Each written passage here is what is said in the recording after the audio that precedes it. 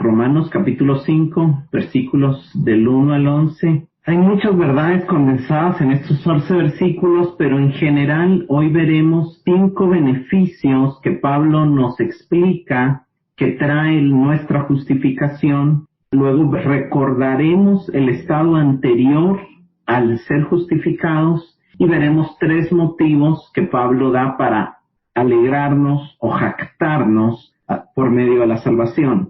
Pablo empieza diciendo, justificados pues por la fe. Y aquí lo que está diciendo, ya les expliqué cómo la ira de Dios está sobre los pecadores, ya les expliqué cómo el amor de Dios se manifestó en enviar a Cristo como sacrificio para darnos su justicia, ya les expliqué cómo a través de la fe, siguiendo el ejemplo de Abraham, Dios puede acreditar esa justicia a nuestra cuenta.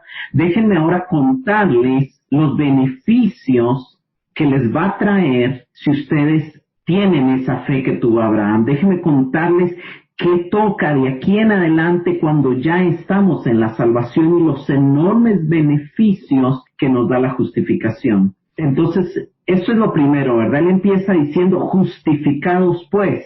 Ese justificados pues se podría entender como ya que hemos sido justificados, ya que hemos creído, ya que hemos sido salvos. Estos beneficios que Pablo va a decir solo aplican para los que hemos recibido la justicia imputada por medio de Cristo. No crean que esto es para todos los seres humanos, es para los que han creído y han recibido esa justicia imputada. Y ahí empieza a listar 5 beneficios que vamos a ver en esta noche. El primer beneficio, capítulo 5, verso 1.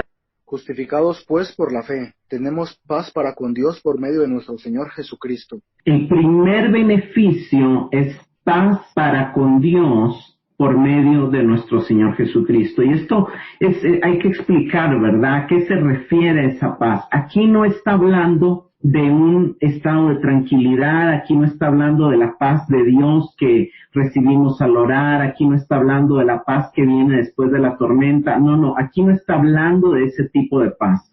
Aquí está hablando de que estábamos en guerra con Dios.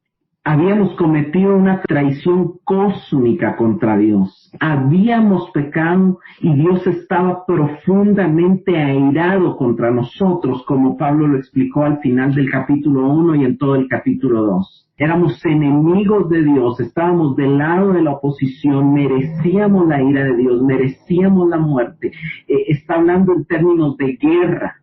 A veces hemos oído un mensaje, y es muy común un mensaje que nos dice que Dios ama a todo el mundo y que Dios ama al pecador, y en realidad es cierto, Dios ama al pecador, Dios quiere salvar al pecador, pero Dios no ama al pecador como pecador. Dios no ama al pecador en el sentido estricto de Dios no aprueba al pecador. Y aquí vamos a ir a varios pasajes. Es bien importante entender esto. Dios está airado contra el pecador, y esa es una verdad bíblica que no contradice el hecho de que Dios lo ame en el sentido que quiera salvarlo, pero sí contradice que media vez no crea en él, el amor de Dios no se puede manifestar. Lo ama en el sentido de presentarle el evangelio, lo ama en el sentido de ser benevolente para con él, pero hasta que no se convierta en su pecado, está airado contra él.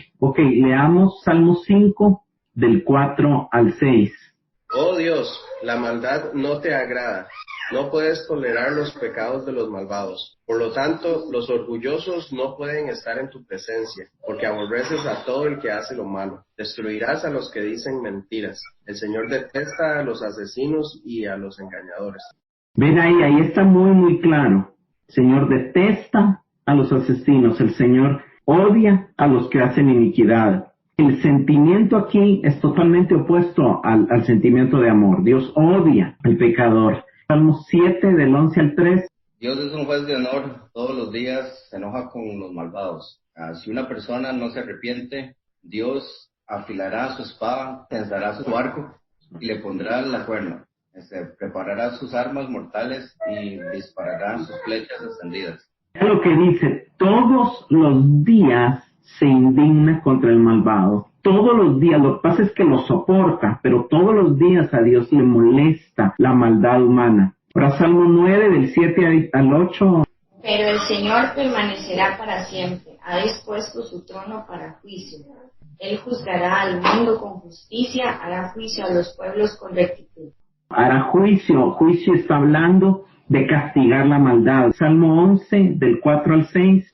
Jehová está en su santo templo, Jehová tiene en el cielo su trono, sus ojos ven, sus párpados examinan a los hijos de los hombres. Jehová prueba al justo, pero al malo y al que ama la violencia su alma los aborrece. Sobre los malos hará llover calamidades, fuego, azufre, y viento abrasador será la porción de cáliz de ellos. Es importante que nosotros tengamos un concepto correcto de Dios. Dios es un Dios de amor, sí es un Dios de amor, pero también es fuego consumidor, también es un Dios de ira, también es un Dios que odia la maldad, que aborrece el pecado y que si no destruye la tierra es por amor a los que Él quiere salvar, y si no destruye al pecador es por darle tiempo para que se arrepienta. Pero Dios no ama al pecador. Dios ama la creación, Dios ama el diseño, Dios ama lo que Él puso de Él en el pecador, y Él quiere redimir al pecador y librarlo del pecado, pero Dios no lo ama como pecador. O sea, hay que entender el concepto, porque por supuesto Dios lo ama en el sentido que lo quiera salvar, pero media vez ese pecador no crea, no acepte, se resista, no tiene el amor de Dios. Efesios 5:6. Nadie os engañe con palabras vanas, porque por estas cosas viene la ira de Dios sobre los hijos de desobediencia. Por estas cosas, por palabras vanas, por pecados, por iniquidades. Ahí puede leer el contexto, pero por causa del tiempo lo vamos a dejar ahí. La ira de Dios viene, la ira de Dios viene. ¿Y quiénes son los hijos de desobediencia? Los que no han creído todavía, los hijos que se perdieron, los hijos que pidieron su herencia y se fueron de la casa, los hijos que no han regresado arrepentidos, los hijos que todavía creen que no necesitan de Dios, aquellos están actualmente en desobediencia, que no han nacido de nuevo, todavía no han sido salvos, y la ira de Dios está sobre ellos. Primera Tesalonicenses 1:10. También comentan, como ustedes esperan con ansia la venida desde el cielo del Hijo de Dios, Jesús, a quien Dios levantó de los muertos. Él es quien nos rescató de los horrores del juicio venidero. Él nos rescató a nosotros. A esa paz es la que se refiere Pablo aquí en Romanos. Ya terminó la guerra, porque los que no sean justificados, los que sigan en guerra con Él, va a ser horroroso los juicios venideros que vendrán. Eso es lo que está diciendo Tesalonicenses, y ahorita lo vamos a ver también en Apocalipsis 14, 9 y 10. Después un tercer ángel lo siguió mientras estaba. Todo el que adore a la bestia y a su estatua o acepte sus marcas en la frente o en la mano, tendrá que beber el vino de la ira de Dios, que si ha servido sin diluir en la copa del futuro del. Ellos estarán atormentados con fuego y azufre, ardiendo en presencia de los ángeles santos y del Cordero. El humo de sus tormentos subirá por siempre, siempre y jamás, y no tendrá alivio ni de día ni de noche, porque adoraron a la bestia y a su estatua y aceptaron la marca de su nombre. Pasemos a Apocalipsis 20:10. Y el diablo que los engañaba fue lanzado al lago de fuego y azufre, donde también están la bestia y el falso profeta. Serán atormentados día y noche por los siglos de los siglos. Ahora sáltate al 15. El que no se haya hallado inscrito en el libro de la vida fue lanzado al lago del fuego. Yo creo que es importante saber por qué estos pasajes y por qué estas descripciones están en la Biblia. Número uno, no están para meternos temor. Número uno, Dios no quiere que lo busquemos ni que le sigamos por miedo.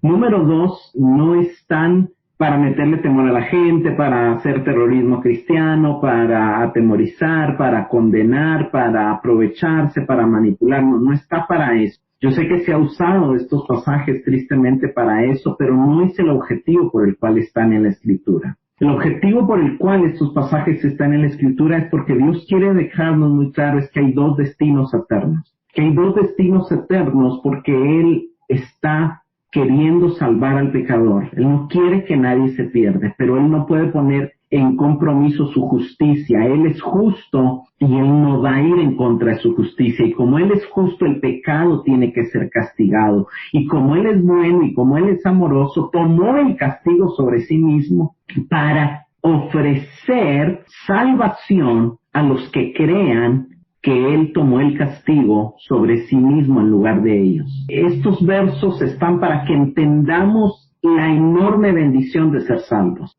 Estos versos están para que entendamos la enorme necesidad de que los que no han creído les anunciemos el Evangelio. Estos versos están para mostrarnos el enorme amor de Dios, de un Dios santo, de un Dios justo, de un Dios que no puede dejar sin castigar la maldad, que no puede dejar sin castigar el pecado.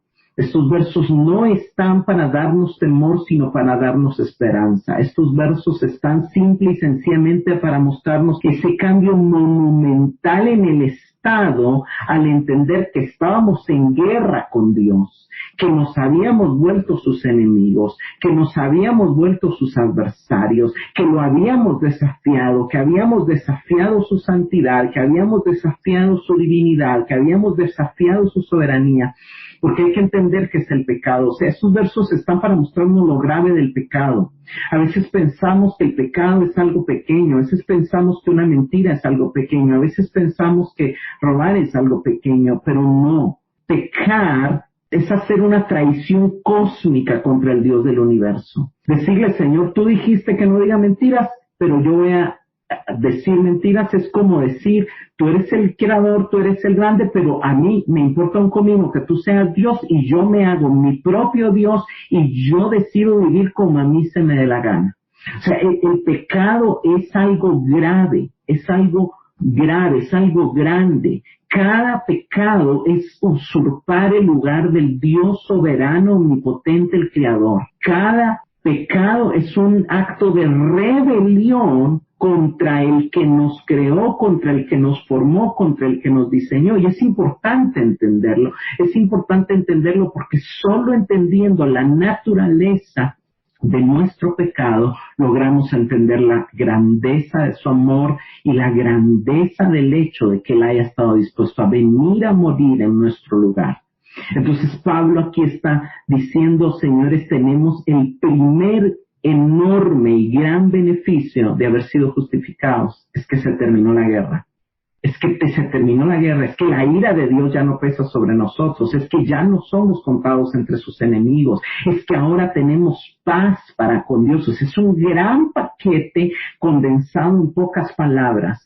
La mediación completa de esta paz se dio por medio de Jesucristo, pues se dio por medio de la persona y obra de nuestro Señor Jesucristo. Y vean el final del verso 1, dice, por medio de nuestro Señor Jesucristo. No hay una sola mínima parte de paz con Dios fuera de Jesucristo. Y no está hablando de cualquier Cristo, está hablando de ese Cristo solo para los que lo hicimos Señor, porque solo podemos llamarnos justificados si hemos confesado a Cristo, no como nuestro Salvador solamente, sino como nuestro Señor, como el que ahora es amo, dueño y Señor de nuestra vida.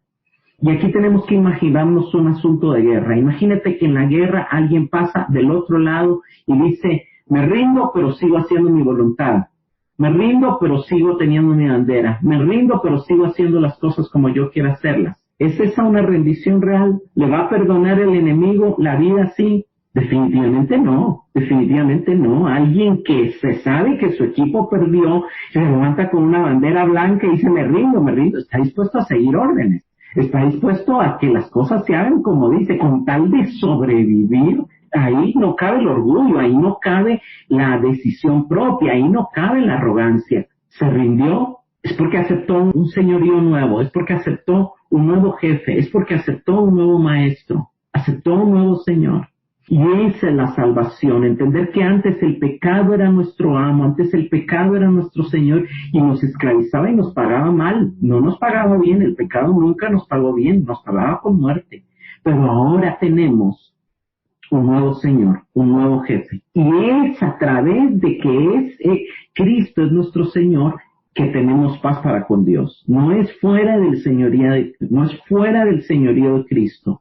No podemos seguir trabajando bajo nuestro antiguo jefe. No podemos seguir trabajando para nuestro antiguo jefe. La salvación es todo o nada. La justificación es todo o nada. tienes que tener una nueva lealtad a Él como tu Señor. Ya no eres hijo de desobediencia, ya no puedes ser hijo de desobediencia, porque la ira de Dios pesa sobre los hijos de desobediencia. Ahora eres hijo de obediencia. El nombre mismo de Jesús significa que Jehová salva, y es exactamente quien Él es y lo que hace. Es nuestro Salvador, pero también nos salva como nuestro Señor. Entonces Dios, Jehová, vino en carne humana con la comisión de salvar y salvar pecadores. Romanos 5:2. Por quien también tenemos entrada por la fe a esta gracia en la cual estamos firmes y nos gloriamos en la esperanza de la gloria de Dios. El primer beneficio de la justificación es que la guerra terminó. Y aquí pasamos al segundo beneficio. Vean la palabra tenemos antes de los beneficios. Es algo que ya nos fue dado, es algo que por lo que no peleamos. O sea, no es algo que tenemos que alcanzar. Si fuiste justificado, si creíste en Cristo, si aceptaste esa justicia por la fe, si aceptaste el señorío de Cristo, ya tienes paz para con Dios y ya tienes acceso, ya tienes entrada por medio de la fe a esta gracia, en la cual estamos firmes. El segundo beneficio de la justificación es acceso a Dios, acceso a la gracia de Dios, entrada a la gracia de Dios. Y es la oportunidad, es esa posición favorable que ahora nos permite desarrollar una relación personal con Dios.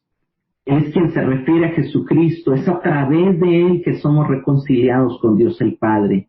Por eso dice, tenemos entrada por la fe obviamente en Cristo, ¿verdad? Entonces, si tienes paz con Dios, automáticamente tienes acceso a Dios. Y aquí la palabra acceso es una palabra que se usaba en el Imperio Romano para hablar de audiencia, ante una persona importante. Eso no lo tenían cualquiera. Hemos obtenido ese acceso ante el mismo Rey de los cielos, ante el mismo Rey de gloria. Y quiero que me ayude Kevin con Efesios 2:18 y luego Dani, Efesios 3:12. Esta palabra acceso es la palabra prosagoge en el griego y aparece solamente 3 veces en la Biblia, que es aquí en Romanos y ahorita en estos 2 textos que vamos a leer en Efesios. Cuando tengas Kevin, Efesios 2:18. Dice la palabra, porque por medio de Él los unos y los otros tenemos entrada por un mismo espíritu al Padre. Aquí cuando leemos el contexto, unos y otros está hablando de judíos y gentiles, ¿verdad? Y está hablando de acceso al Padre. Tenemos acceso al Padre a través del Hijo por medio del Espíritu Santo. Claro, dice por medio de Él. La única manera de accesar a Dios Padre es a través del Hijo en el Espíritu. Ahora podemos tener una relación con el Padre y eso es maravilloso. Efesios 3:12, Dan. Dice, gracias a Cristo y a nuestra fe en Él, podemos entrar en la presencia de Dios con toda libertad y confianza. Gracias a Cristo y a nuestra fe en Él, podemos entrar con toda libertad y confianza.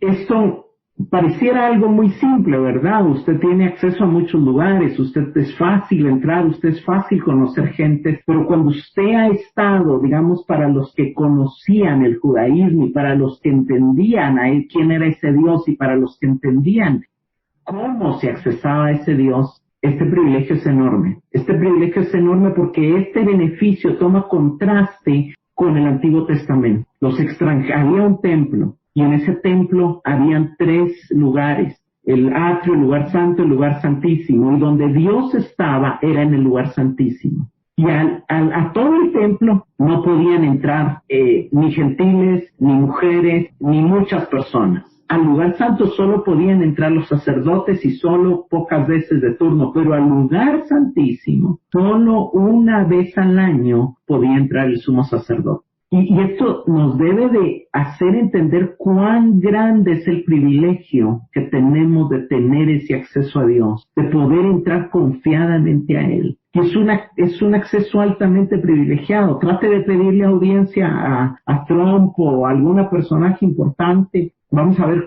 si se lo dan y cuándo se lo dan. Y el más importante de todos, el creador de los cielos, a través de la justificación por la fe que tenemos en Cristo, tenemos un acceso inmediato, tenemos un acceso no merecido, tenemos un acceso altamente privilegiado. ¿Sabe qué otra de las cosas tiene ese acceso? Es permanente. está asegurado para siempre. Aun cuando hayas acabado de pecar, aun cuando hayas acabado de fallar, Él, si tú tratas de entrar a Él, la justicia de Cristo te cubre y Él no ve tu pecado. Es un acceso espiritual, es a través de nuestro corazón. No necesitas ir a un templo, no necesitas ir a un lugar, es constante, es 24/7, nunca está cerrado. Y es un acceso también anticipatorio, porque un día estaremos en su presencia cara a cara con Él. Javi, ¿me puedes ayudar con Hebreos 4:16? Es maravilloso, digamos, este privilegio tenemos que entenderlo, señores, el poder orar, el hecho de que nuestras oraciones sean escuchadas, es algo que es glorioso, es algo que tiene un valor inestimable, un valor indecible, un privilegio alto, porque no es a un presidente, no es a un personaje importante quien nos está dando audiencia, es el mismo creador de todo lo que existe. Cuando lo tengas, Javi. Así que acerquémonos con toda confianza al trono de la gracia de nuestro Dios. Ahí recibimos su misericordia y encontraremos la gracia que nos dará cuando más la necesitamos. Amén. Es algo maravilloso. Aquí hay una invitación que el autor nos hace y nos dice, acerquémonos con confianza. Porque para nosotros, que ya tenemos la justicia imputada de Cristo, ese trono que para otros es de justicia, para nosotros es de gracia. Y lo que a nosotros nos espera al entrar es ayuda oportuna, es gracia, es misericordia. Ya no esperamos juicio, porque estamos confiando en el que llevó el juicio en nuestro lugar en la cruz. Esto tenemos que, y esta es una verdad que el enemigo trata de que la olvidemos. Y tenemos que abrazarla, y tenemos que recordarla, y tenemos que cimentarnos. La base de nuestra salvación no son nuestras obras, no es nuestro comportamiento, no es que tan buenos seamos, es nuestra fe en el hecho de que alguien llevó nuestro castigo. Un castigo terrible que merecíamos, y que solo se refleja, si la fe es verdadera, en que vivimos tratando de dignificar ese sacrificio, tratando de vivir acorde a mostrar gratitud a ese sacrificio. Porque si lo menospreciamos, entonces no es fe verdadera. Andrea, ¿me puedes ayudar con el Romanos 5, del 2 al 5? Este hebreo, solo para recordarlo, es maravilloso, porque si algo necesitamos todos los días y toda nuestra vida cristiana es gracia, y está accesible a nosotros a través de la oración, a través de ese acceso, a través del acceso al trono, a través de la sangre. Regresemos a Romanos 5, del 2 al 5, para ver el tercer beneficio de la justificación. Por medio de quien también hemos obtenido acceso por la fe a esta gracia en la cual estamos firmes y nos gloriamos en la esperanza de la gloria de Dios. Y no solo esto, sino que también nos gloriamos en las tribulaciones, sabiendo que la tribulación produce perseverancia, y la perseverancia produce carácter probado, y el carácter probado produce esperanza. Y la esperanza no acarrea vergüenza, porque el amor de Dios ha sido derramado en nuestros corazones por el Espíritu Santo que nos ha sido dado. El verso 11 empieza que tenemos acceso, eso ya lo vimos, fue el segundo beneficio, pero luego dice, y nos gloriamos en la esperanza de la gloria de Dios. Es bien interesante porque la palabra nos gloriamos viene, en otras versiones dice nos jactamos, y tiene que ver con en la esperanza. Y la palabra esperanza en la Biblia, nosotros usamos mal la palabra esperanza, o se ha cambiado en el tiempo, ¿verdad? Aún en el inglés decimos, I hope, pero con aquello de que puede ser que se dé o no se dé, yo espero, pero no, en la Biblia es una certeza, es una expectativa real. Es como, en español la mejor traducción sería, nos gloriamos en la expectativa, en la certeza, en la seguridad de que un día estaremos en la gloria de Dios. Y aquí el tercer beneficio de la justificación es la seguridad de la salvación. La certeza de que pase lo que pase, llegaremos a su gloria. De que pase lo que pase, veremos su gloria. De que pase lo que pase, le veremos cara a cara. Entonces esa certeza nos permite gloriarnos, nos permite enorgullecernos. Y aquí la palabra gloriarnos viene dos veces. Nos gloriamos en la esperanza de la gloria de Dios, y también nos gloriamos en las tribulaciones. Y es bien interesante porque Pablo está hablando una teología muy equilibrada. A veces nos predican un evangelio donde solo nos hacen ver lo bueno, Dios ya te salvó, Dios ya te dio acceso, Dios ya te ama, ya estás perdonado, pero Dios quiere que vivas bien, Dios quiere darte riquezas, Dios quiere prosperidad. Eso no fue el mensaje de Jesús, ni es el mensaje de Pablo. Pablo dice, Dios te ha dado una serie de beneficios espirituales y el sufrimiento va a seguir, pero ya no va a ser el mismo. Ahora que eres salvo, en lugar de que ese sufrimiento te haga deprimirte, te haga enojarte, te haga sentirte mal, te haga pensar que Dios está enojado contigo, ahora va a ser un motivo de alegría, ahora va a ser un motivo de jactancia, ahora va a ser un motivo de gloriarte. Y eso es maravilloso, porque la seguridad de salvación de la cual Pablo habla aquí la traduce en términos de una nueva jactancia, de un nuevo motivo de gozo, de un nuevo motivo de orgullo, por así decirlo, en el sentido correcto o en el sentido positivo de la palabra orgullo, ¿verdad? Pablo está diciendo, antes nos gloriábamos en que nos creíamos más o menos buenos, o nos gloriábamos en lo malo que éramos, porque hay gente que se las llevaba de qué tan buen pecador era, ¿verdad? Creyéndose Dios, de cómo asumía el riesgo, o se miraba demasiado justo. Ahí están los dos extremos de Romanos 1 y 2, los que se creían dioses y los que, por otro lado, se creían demasiado justos y miraban a los otros demasiado malos, ¿verdad? Y Pablo dice, no, esas ya no sirven. Ahora nos gloriamos en que lo esperamos a Él. Entonces, ahora tenemos un nuevo motivo de gloriarnos. Y aquí hay tres cosas en las que Pablo habla de gloriarnos. Dos que están en este verso que ya leímos y una que está hasta el final del capítulo, pero veamos las primeras dos un poco más detenidas. Número 1, dice Pablo, nos gloriamos en la esperanza, que ya les dije, deberíamos de leer ahí en la certeza, en la expectativa de la gloria de Dios. Y diciéndolo en un término más coloquial, en un lenguaje más coloquial, lo que Pablo está diciendo aquí es, nos enorgullece, celebramos, porque el término gloriarse tiene que ver con eso que nos hace sentirnos orgullosos. Todos nos vivimos gloriando de algo.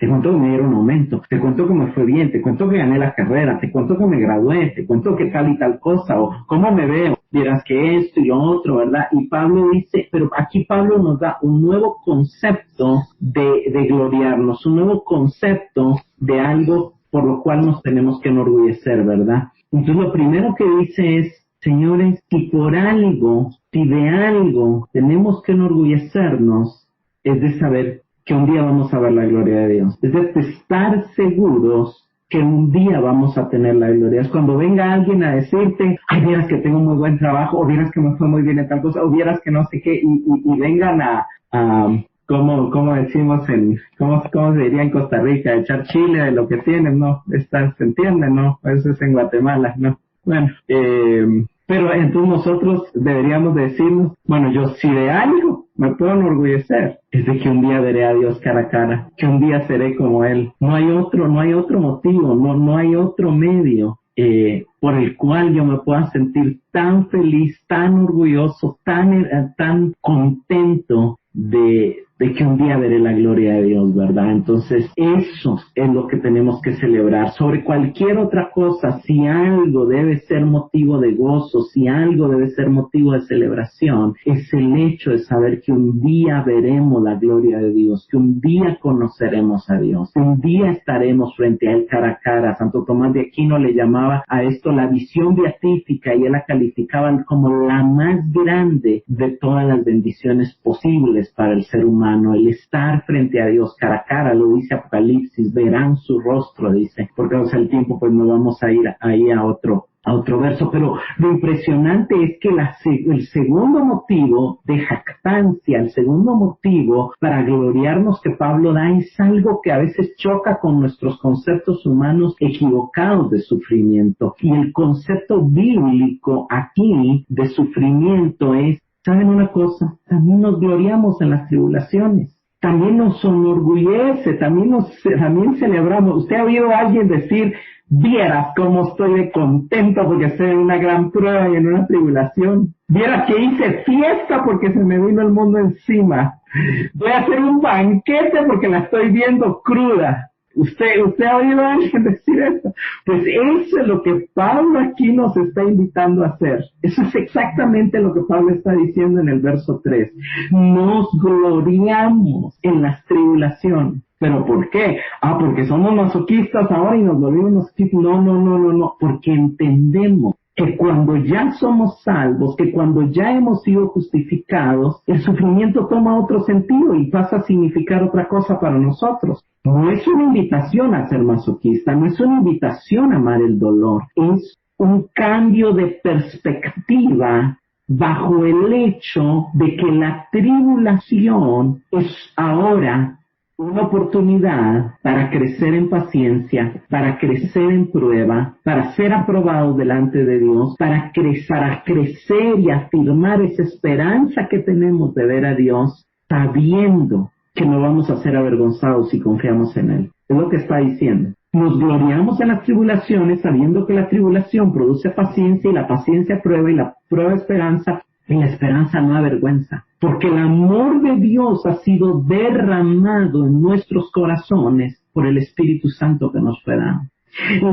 ¿Saben cuál sería un buen ejemplo? Es como decir, estoy súper contento porque voy a pasar un examen que me va a dar la oportunidad de obtener un mejor nivel de vida, un mejor puesto, una ganancia, no lo sé. Pero ¿saben por qué estoy súper contento? El examen me asusta, el examen es difícil, el examen no sé si lo voy a pasar. Pero ¿saben por qué estoy súper contento? Porque un experto va a entrar conmigo al examen y me van a dejar que el experto me ayude en el examen. Eso es lo que Pablo está diciendo aquí. Ya las tribulaciones ya no las vemos como las debe ver el mundo, ya no las vemos como las mira el mundo, ahora las miramos como oportunidades de crecimiento, sabiendo que el Espíritu Santo nos ha sido dado para enseñarnos, transformarnos y seguir formando a Cristo en nosotros a través de las pruebas. La tribulación aquí se tiene que ver como ese dolor que viene con el ejercicio, que cuando alguien está haciendo ejercicio, no sé si ustedes han ido al gimnasio o no, pero cuando usted está enfocado en crecer músculo, para usted el dolor es qué rico que me duela. ¿Por qué? Porque no pain no gain, dicen los gringos, ¿verdad? O sea, si no hay dolor, el músculo no está creciendo. Entonces es una satisfacción el dolor, porque quiere decir que el músculo está creciendo. Quiere decir que está siendo formada más fuerza en mi cuerpo.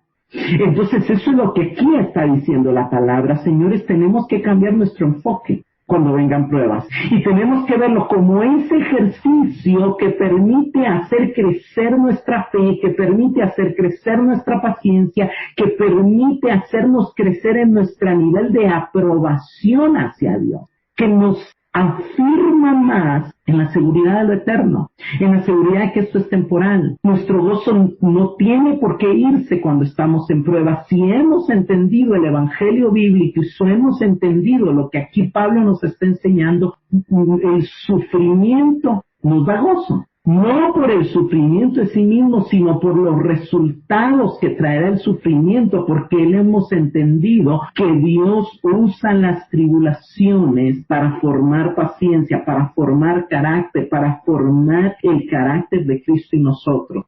Si algo tenemos que tener claro, es que no hay pase libre para el sufrimiento en la vida cristiana. Para tener la esperanza de la gloria de Dios se necesitan las tribulaciones, ya sea físicas, emocionales, relacionales, profesionales, pero es parte de la vida cristiana y es parte de la evaluación de si estamos siguiendo el ejemplo de Cristo y si el carácter de Cristo está siendo formado en nosotros. Pero no nos garantiza que no habrán tormentas. Al contrario, si algo tú tienes seguro como cristiano, es que las tormentas vendrán, es que las tribulaciones vendrán. Pero también aquí Pablo te está diciendo, pero no las vas a pasar solo, porque Dios te dio su espíritu para que esté en ti y te ayude. Dios te dio su espíritu para que te fortalezca. Dios te dio su espíritu para que todas las cosas ayuden para el bien. ¿Y cuál es el bien? Que Cristo sea formado en nosotros. Romanos 8, 28 y 29, no sé si Andrés me querés ayudar a leerlo. En paciencia, producen perseverancia. Señores, cristianos fuertes perseveran y siguen adelante en medio de la tormenta. No podemos tener doble ánimo. Romanos 8, 28 y 29. Dios quiere desarrollar nuestra resistencia. Dios quiere desarrollar nuestra firmeza. Cuando lo tengas. Y sabemos que a los que aman a Dios, todas las cosas les ayudan a bien. Esto es, a los que conforme a su propósito son llamados, porque a los que antes conoció, también los predestinó, para que fuesen hechos conforme a la imagen de su Hijo, para que Él sea el primogénito entre muchos hermanos. Tenemos un destino fijado, tenemos una meta fijada, y esa meta es que lleguemos a ser como Cristo. Entonces, cuando la Biblia dice que todas las cosas ayudan a bien, no está diciendo que todas las cosas nos ayudan a estar más cómodos, más placenteros, más ricos, con más plata. No, lo que está diciendo es que todas las cosas, buenas y malas, Dios las usa para esa meta que es el mejor bien, que es el mayor bien posible, que es formar a Cristo en nosotros. Cuando alguien te odia o te provoca, Dios quiere formar el perdón de Cristo en ti y enseñarte a perdonarlo. Cuando viene la prueba y la escasez, Dios quiere formar la fe en ti y enseñarte a depender del Padre como Cristo. Cuando alguien te decepciona, Dios quiere formar la fortaleza de Cristo en ti, que no tiene sus expectativas puestas en los hombres sino en Dios. Cuando algo terrenal está en riesgo, Dios quiere formar la visión de Cristo en ti, que tenga los ojos puestos en lo eterno, que no cambia, y recordarte que esto es pasajero. Todo ayuda al bien, pero no en nuestro concepto de bien, sino al concepto de bien del Padre. Dios tiene un diseño divino y usa la tribulación para profundizar la raíz de nuestra fe en Cristo. Luego dice la segunda parte del verso 5, porque el amor de Dios ha sido derramado en nuestros corazones por el Espíritu Santo que nos fue dado. ¿Por qué nos gloriamos en las tribulaciones? ¿Por qué podemos hacer fiesta aún cuando haya pandemia? ¿Por qué podemos hacer fiesta aún cuando nuestras economías tal vez corran riesgo? ¿Por qué podemos celebrar? Porque ya lo más grande lo tenemos. Dios nos amó. Dios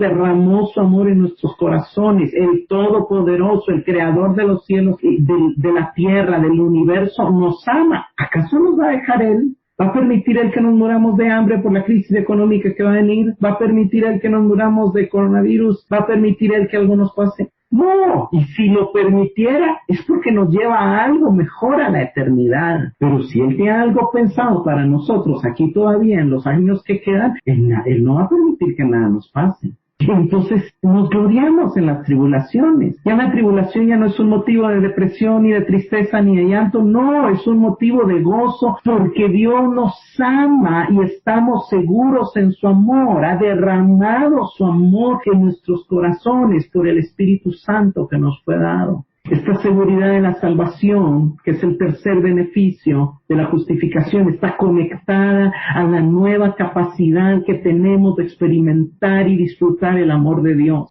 Dios ama a todos en cierto sentido, como les dije, pero solo hasta que creemos en Él podemos disfrutar su amor. Lo amamos, dice la Biblia, porque Él nos amó primero. Cuando ya entendemos que Él nos amó primero, entonces disfrutamos de su amor y devolvemos ese amor. Ahora vayamos a, no sé quién fue el último el último fue Andrés, pero no, ayúdame Billy, del 6 al 11 de Romanos 5.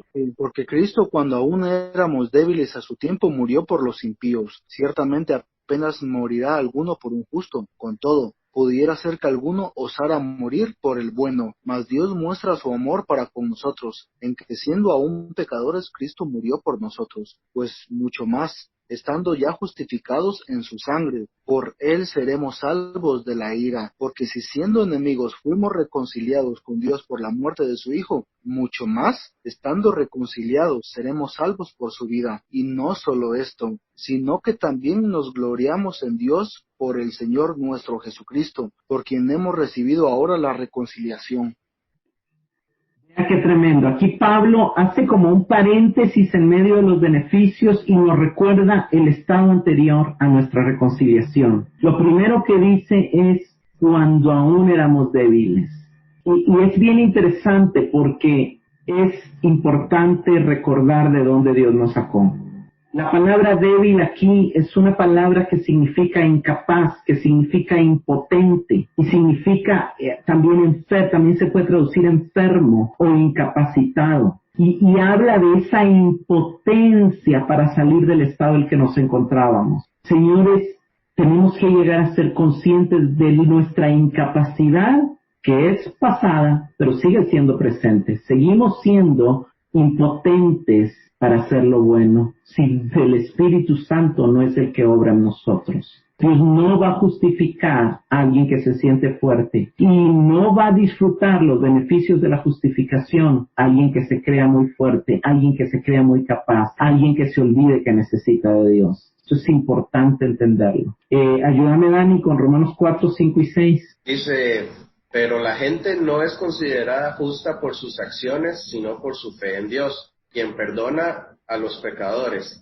David también habló de lo mismo cuando escribió la felicidad de los que son declarados justos sin hacer esfuerzos para lograrlo. Vea el énfasis, no es por sus acciones, dice el verso 5, no es por obras, y lo repite el final del verso 6, no es por sus obras. Al que Dios justifica es al impío. En la versión que la Dani leyó decía pecador. Señores, es sin obras, no es por nuestro propio esfuerzo. Las obras son resultado, no requisito para agradar a Dios, siendo impíos por naturaleza. Javi, ¿me ayudas con 1 Corintios 1:27? En cambio, Dios eligió lo que el mundo consideraba ridículo para avergonzar a los que se creían sabios, y escogió cosas que no tenían poder para avergonzar a los poderosos. Mire qué tremendo, lo que Dios escogió fue lo débil, lo que Dios escogió fue lo que para el mundo no servía, no valía, eso es maravilloso. Entonces aquí Pablo nos está recordando en el verso 6, cuando aún éramos débiles, a su tiempo murió por los impíos. Cristo no murió por los justos, Cristo no murió por los religiosos, Cristo no murió por los buenos, murió por los impíos. Y el verso 7 dice, es difícil que alguien muera por un justo, pero quizá alguien en la guerra, como un acto heroico, como Juan Santamaría, daría su vida para salvar Costa Rica, ¿verdad? Pero Dios no murió por nadie bueno, sino que mostró su amor en que siendo nosotros pecadores. Y es importante recordar aquí, la palabra pecadores quiere decir es que siendo nosotros culpables de alta traición contra Dios, culpables de violenta y letal rebelión contra el Creador del universo, siendo dignos de muerte, mostró su amor que no es como el amor de los hombres, su amor que no es como el amor humano, que es un amor interesado, que es un amor que difícilmente se sacrifica por alguien más, que si lo hace buscando heroísmo o buscando poder, pero el objeto de ese amor divino es tan diferente al amor humano, porque se fija en el que no sirve, en el que no lo merece, en el que no tiene méritos, en el que no tiene ningún motivo para ser amado. Un grupo de caídos, desgraciados, depravados, corrompidos, miembros de la raza humana. O sea, no había nada bueno en nosotros. Éramos pecadores, fuera de la gloria de Dios, fuera del estándar divino, quebrantadores de la ley. Dios no amó a justos. Señores, si algo debemos de recordar es que no fue porque le parecimos atractivos a Dios que Él nos amó, sino al contrario. Porque no había ningún atractivo y porque no nos íbamos a poder jactar y decir, Señor, es que como yo fui tan bueno, por eso me salvaste. No, para que nadie se gloríe, para que nadie se jacte en su presencia, para que nadie se sienta orgulloso de por qué Dios lo eligió. Esa es la salvación. Kevin, ayúdame con Tito 3, del 3 al 7. Porque nosotros también éramos en otro tiempo insensatos, rebeldes, extraviados, esclavos de concupiscencias y deleites diversos, viviendo en malicia y envidia, aborrecibles y aborreciéndonos unos a otros. Pero cuando se manifestó la bondad de Dios, nuestro Salvador, y su amor para con los hombres, nos salvó, no por obra de justicia que nosotros hubiéramos hecho, sino por su misericordia, por el levantamiento de la regeneración y por la renovación en el Espíritu Santo, el cual derramó en nosotros abundantemente por Jesucristo nuestro Salvador, para que, justificados por su gracia, viniésemos a ser herederos conforme a la esperanza de la vida eterna. Palabra fiel es esta. Amén. Mire lo que dice que éramos. No éramos gratos. Éramos necios, desobedientes, extraviados, esclavos de los deleites, viviendo en malicia y envidia, aborrecibles. O sea, éramos aborrecibles. Si se ofende, oféndase con Dios, no conmigo. Odiándonos unos a otros. Pero se manifestó la bondad de Dios y nos salvó, dice, no por obra de justicia que nosotros hubiéramos hecho. Eso no lo podemos olvidar. No somos salvos por ninguna obra ni por ningún mérito. Fue por Cristo, fue por la obra de Cristo, por su gracia. Eso debemos de recordarlo constantemente. Y entonces Pablo dice, regreso a Romanos 5:9, dice, pues mucho más, estando ya justificados por su sangre, seremos salvos de la ira. Pues si siendo enemigos, y este es el último punto, éramos enemigos, éramos sin obras, éramos impíos, éramos débiles, éramos pecadores y éramos enemigos. O sea, Pablo quiere que quede bien claro lo que éramos. Efesios 2:3. En otro tiempo todos nosotros vivimos entre ellos en las pasiones de nuestra carne, haciendo la voluntad de la carne y de la mente. Por naturaleza éramos hijos de ira, como los demás. No nos podíamos librar porque era algo que era nuestra naturaleza, en nuestra sangre estaba la rebeldía, en nuestra genética estaba la tendencia al pecado. Vi Colosenses 1:21 y 22. Y a vosotros también, que erais en otro tiempo extraños y enemigos en vuestra mente, haciendo malas obras, ahora os has reconciliado en su cuerpo de carne por medio de la muerte, para presentaros santos y sin mancha e irreprensibles delante de él. Amén. Éramos enemigos, pero, y aquí entramos al cuarto beneficio de la justificación, fuimos reconciliados. Y fuimos reconciliados, lo dice tanto Colosenses como lo dice Romanos. En Romanos 9, solo me llama la atención el verso 9, dice, estando ya justificados por su sangre, seremos salvos de la ira. Y ahí Pablo está regresando, en ese paréntesis que hizo, regresando al tercer beneficio de la justificación que ya nos enseñó, que es esa seguridad de la salvación. Ya no iremos al lago de fuego, ya no iremos a la condenación eterna. Porque si siendo enemigos, fuimos reconciliados, y ahí introduce el cuarto beneficio de la justificación, la reconciliación. Y aquí quiero que Dani me ayude con Efesios 1:5 y 6. Entonces el cuarto beneficio de la justificación es que fuimos reconciliados. Y la reconciliación hay que entender que es entrar en una relación de amor, entrar en una relación de unidad. Es un verbo pasivo. Dios no lo hicimos nosotros. Dios tomó la iniciativa. Aquí no solamente es que ya no estamos en guerra, ya eso lo dijo en el verso 1. Ya no estamos en guerra, pero aquí va aún más allá. Aparte de haber sido rendidos y aparte de que ya no hay guerra, entramos en una relación con Él y veamos cuál es esa relación. Efesios 1:5 y 6. Dice, Dios decidió de antemano adoptarnos como miembros de su familia al acercarnos a sí mismo por medio de Jesucristo. Eso es precisamente lo que Él quería hacer y le dio gran gusto hacerlo. De manera que alabamos a Dios. Esto es maravilloso porque no solamente ya no estamos en guerra, sino que nos hace ahora parte de su familia, adoptándonos como sus hijos. Eso es algo maravilloso. Imagínense que usted tenía un enemigo, alguien que estaba en guerra con usted, alguien que quiso matar a su familia, alguien que quiso destruir su nación. Esa persona, usted llevó su ejército, esa persona se termina rindiendo, usted acepta su rendición, pero no solamente lo toma como esclavo, sino que lo adopta como hijo. Eso es lo que Dios hizo con nosotros. Por eso la reconciliación, la pena de estar con Él, es un paso mayor. Gálatas 4 y 5, Javi. Sin embargo, cuando se cumplió el tiempo establecido, Dios envió a su Hijo, nacido de una mujer y sujeto de la ley. Dios envió para que comprara la libertad de los que éramos esclavos de la ley, a fin de poder adoptarnos como sus propios hijos. Eso es maravilloso. A fin de poder adoptarnos. Seguí, léeme también el 6 y el 7, por favor, ya que estás ahí. Y debido a que somos sus hijos, Dios envió al Espíritu de su Hijo a nuestro corazón, el cual nos impulsa a exclamar, ¿cómo es? Abba, Padre. Ahora ya no eres un esclavo, sino un hijo de Dios. Y como eres su hijo, Dios te ha hecho su heredero. Eso es glorioso, eso es glorioso. Fuimos reconciliados. ¿Y qué quiere decir que fuimos reconciliados? Que cuando Dios envió a su Hijo, lo hizo para adoptarnos como sus hijos. Ya no somos esclavos, ya no solo, en primer lugar ya no somos sus enemigos. Pasamos de ser sus enemigos a ser sus esclavos, porque nos tuvimos que render ante el amo, ante el Señor, y decirnos, decido que tú seas mi Señor, y aquí estoy como esclavo. Pero ¿qué hace Él cuando nos convertimos en esclavos? Él dice, ok, acepto tu oferta de ser mi esclavo, pero no me voy a quedar ahí, te voy a adoptar como mi hijo.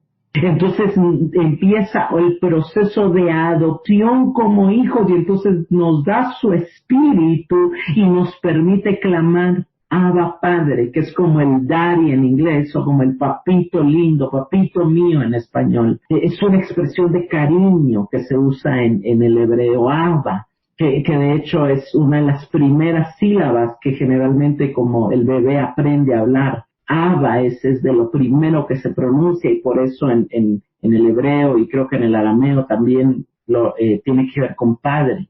Y entonces el verso 7 de Gálatas 4 es maravilloso, porque dice, ya no eres esclavo, eres hijo. Y si hijo, también heredero de Dios.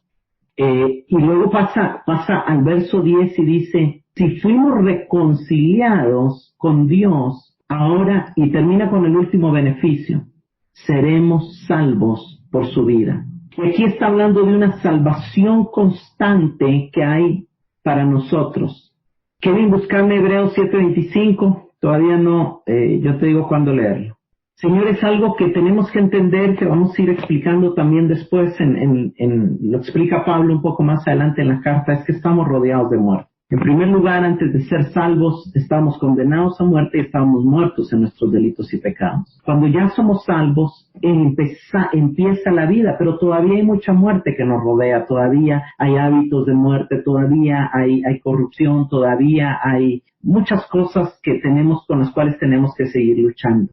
Y entonces aquí, el verso 10 es maravilloso porque dice, mucho más, o sea, Pablo va avanzando sus beneficios. Primero terminó la guerra, luego nos dieron acceso, luego nos dan esa certeza de que no vamos a perder la salvación, luego nos hace parte de su familia, pero mucho más es el hecho de que la salvación sigue transformándonos. Seremos salvos por su vida. Habla de ese proceso de transformación que se inicia a través de la justificación. El ser salvos por su vida se refiere al proceso de crecimiento de la salvación que experimentamos en la medida que vamos recibiendo su vida. Tu vida entró a nosotros por el Espíritu Santo, pero empieza a fluir como ríos en la medida que nuestro entendimiento se va abriendo, en la medida que vamos conociendo más de su palabra, en la medida que vamos viéndole más obrar en nuestra vida, en la medida que aprendemos a orar más, en la medida que crecemos en amor por Él, en la medida que nos conectamos a una iglesia, en la medida que empezamos a vivir el Evangelio. Entonces su vida sigue salvando esas áreas en nosotros que todavía están perdidas. La salvación debe entenderse en 3 etapas: justificación, santificación y glorificación. Justificación es la etapa del pasado, ya fuimos salvos del castigo del pecado, ya no vamos al infierno. Santificación es la etapa del presente, estamos siendo salvos del poder y de la práctica del pecado. Y glorificación es la etapa del futuro, en la resurrección, cuando seremos salvos de la presencia y de las secuelas del pecado. Aquí Jesús está diciendo que Él nos sigue salvando. Nadie puede decir yo ya soy salvo hasta que no resucite y esté en el cielo con Jesús. Sí puede decir yo ya inicié el camino de la salvación, yo ya pasé la puerta angosta cuando fui justificado, pero sigo caminando en el camino de la salvación, que es un camino angosto, pero voy a hallar la vida, que es la gloria con Él, que es verle cara a cara, que esa está en nuestra esperanza final. Nuestra esperanza sigue estando en el futuro. Es verle cara a cara, es ser resucitados, es ya no lidiar con el pecado, ya no lidiar con la enfermedad, ya no lidiar con el dolor, ya no lidiar con la muerte. Eso sigue estando en el futuro. Y algo glorioso es que el quinto beneficio al que Pablo le pone mucho más es el hecho que Él nos sigue salvando día a día. Es el hecho que Él nos sigue transformando día a día. El verso 11 termina diciendo, no solo esto, sino que también nos gloriamos en Dios. Y aquí viene el tercer nuevo motivo de orgullo, de jactancia, de celebración. Celebramos a Dios por el Señor Jesucristo, por quien hemos recibido la reconciliación, porque la reconciliación es ir creciendo en esa relación de hijos. Imagínese que usted creció en las calles, que usted creció lustrando zapatos y que de repente lo adoptan en una familia de mucho dinero. Usted no puede disfrutar, no le enseñaron a disfrutar muchas cosas, todo el contexto atrás que vivió. Entonces usted tiene que ir aprendiendo cómo vestirse bien, cómo comer bien, cómo hablar adecuadamente, a leer, a investigar, a conocer, a ser amado. No sé si le ha pasado que se ha topado con gente que les cuesta ser amados, que les cuesta recibir un abrazo, porque no saben lo que nunca nadie los amó, nunca nadie los abrazó. Y tienen que aprender aún a ser amados. Y así estamos. Ese es el camino de la salvación. El ir creciendo en aprender a disfrutar de la vida de Cristo y de la salvación constante. La salvación nunca debemos de caer en el error de verla como algo puntual. La salvación es algo continuo y constante. Ayer fui salvo, hoy necesito ser salvo y mañana voy a necesitar ser salvo. Nuevamente, ¿salvo de qué? De la tristeza, del dolor, del pecado, de las tentaciones, de todo. ¿Qué leeme Hebreos 7:25? Por eso también puede salvar por completo a los que por medio de él se acercan a Dios, ya que vive siempre para interceder por ellos. Yo creo que la 60, pero cuando nosotros nos vamos al griego, la palabra que aparece después de salvar se puede traducir para siempre, y algunas versiones lo traducen así. Lo que está diciendo aquí el escritor a los hebreos es que Cristo es poderoso para salvar para siempre a los que por medio de Él se acercan a Dios. Otras versiones dicen para salvar perpetuamente. Pero esa palabra lleva la idea de algo que se está ejerciendo, no lleva la idea de algo que ya se completó, sino lleva la idea de algo que sigue activo. Como el río de vida que tiene la capacidad de satisfacer tu sed cuando lo encontraste por primera vez y cuando te ibas con mucha sed, como cada vez que vuelvas a tener sed y que quieras acceder a Él para tomarle. Señores, la salvación es algo exponencial. No la podemos perder porque es eterna, pero sí somos llamados a crecer en ella. Y entonces Pablo dice, después de que dice, seremos salvos por su vida, o sea, seguiremos siendo salvos en la medida que su vida crezca en nosotros, y por eso nos gloriamos en Él. Por eso nos enorgullece, por eso celebramos y dependemos de Dios, quien por medio de Cristo nos salvó y sigue salvándonos día a día a través de su Espíritu que en nosotros nos transforma, y a través también de lo que decía el verso de Hebreos también, es que está siempre Cristo intercediendo por nosotros. Eso es maravilloso. Aunque fallemos, aunque caigamos, aunque nos cueste, aunque a veces no le atinemos, hay alguien en los cielos que está orando por ti día y noche, 24/7, y es Cristo, el que ya te salvó, pero sigue pendiente de tu crecimiento, sigue pendiente de tu avance, sigue pendiente de que sigas disfrutando esta salvación tan grande que Él nos dio. En resumen, los enormes beneficios recibidos son paz para con Dios, acceso a su gracia, seguridad de la salvación, reconciliación y adopción como hijos, y salvación constante que se debe traducir en nosotros en vida eterna y abundante, en una vida en abundancia. Y los tres nuevos motivos de jactancia, de celebración, es número 1, la expectativa de ver a Dios cara a cara, la certeza de que las tribulaciones ahora son solo un método de entrenamiento para el reino y son temporales, y la certeza de que tenemos un Dios trino que sigue salvándonos cada día. Un Padre que prometió completar la obra, un hermano mayor que intercede siempre por nosotros ante el cielo, dispuesto siempre a ayudarnos y a socorrernos como abogado, y un Espíritu Santo que mora en nosotros impartiéndonos la vida del Hijo abundante y constantemente. Termino leyendo 2 Corintios 13:14. La gracia del Señor Jesucristo, el amor de Dios y la comunión del Espíritu Santo sean con todos vosotros.